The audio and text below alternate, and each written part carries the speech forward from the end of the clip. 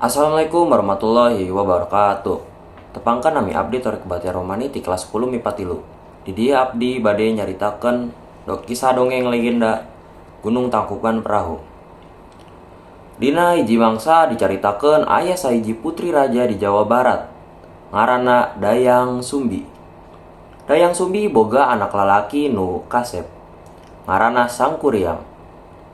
Sangkuriang karesepna ngaburu sasatuan di leuweung.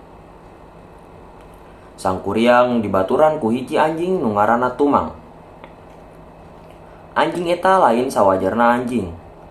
Nu sabenerna anjing eta teh titisan dewa nu mangrupakeun bapana Sangkuriang. Tina hiji poe Sangkuriang jeung Tumang mangkat ka hiji leuweung. Nah, kunaon pas Sangkuriang nita si Tumang ngudak buruan ka leuweung. Si Tumang embungeun nuturkeun ka hayang Sangkuriang.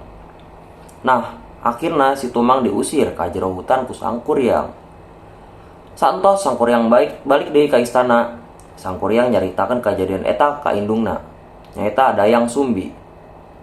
Ngadenge carita eta Dayang Sumbi teras ngambek ka cida. Teu sadar akhirna Dayang Sumbi nakol sirana si Sangkuriang make sendok sangu anu keur dicekelna nepi ka aya urutna. Sangkuriang ngambek terus akhirna langsung mangkat ngembara ninggalkan istana kerajaanna. Saprah kejadian eta Dayang Sumbi nyesel ka anu tos dilakuinna ka Sangkuriang. Santos kejadian eta Dayang Sumbi terus ngadoa jeung tapa. Tina hiji wangsa dewa-dewa masihan hadiah ka Dayang Sumbi. Nyaeta rupa awet, ngora, jeung kagelisan anu abadi. Entos selami pisan Sangkuriang mangkat. Akhirna Sangkuriang mutuskeun balik deui ka istana. Santos nepi ka istana, Sangkuriang ningali kerajaan eta teh tos beda pisan.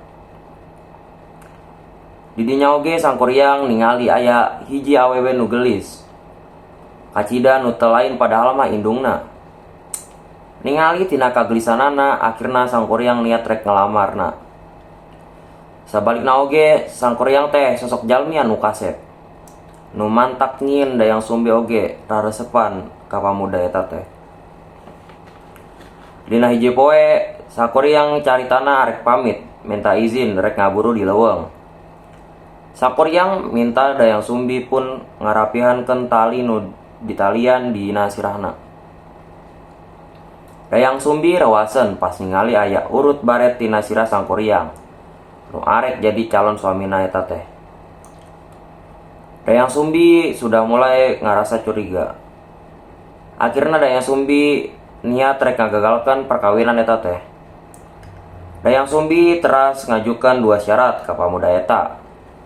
Nyaeta kahiji, Dayang Sumbi hoyong pamuda eta teh ngabendung cai Citarum. Kaduana, Dayang Sumbi hayang hiji sampan parahu anu gede pikeun nyebrang cai Citarum.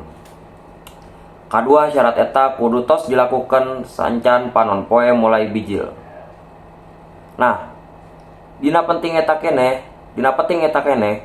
Sangkuriang mulai ngalakukan dua syarat eta. Sangkuriang mulai tapa jeung ngerahkeun makhluk-makhluk gaib pikeun ngabantuan ngawujudkeun dua syarat eta. Dayang Sumbi mulai ningali lalaunan pagawean Sangkuriang nu sabenerna hampir beres dilakukan. Dina waktu eta keneh Dayang Sumbi oge mulai marentahkeun pasukanana pikeun ngabentangkeun laon sutra nu warna beureum ti sabelah kota timur. Seolah-olah okos panon poe nu karak bijil. Sangkuriang terus ningali warna beureum eta jeung ngira panon poe tos mulai bijil. Sangkuriang akhirna teu jadi naruskeun pagaweanana, ngambek lantaran nganggap teu bisa ngabulkan dua syarat eta. Make kekuatanana akhirna Sangkuriang ngabobol bandungan anu tos dijieunna. Teu lila jadi banjir gede jeung nendang sampan parahu tos dijieunna. Sampan perahu eta ngalayang jeung akhirna ragak dina hiji gunung nu ayeuna disebut Gunung Tangkuban Perahu. Sekian, wassalamualaikum warahmatullahi wabarakatuh.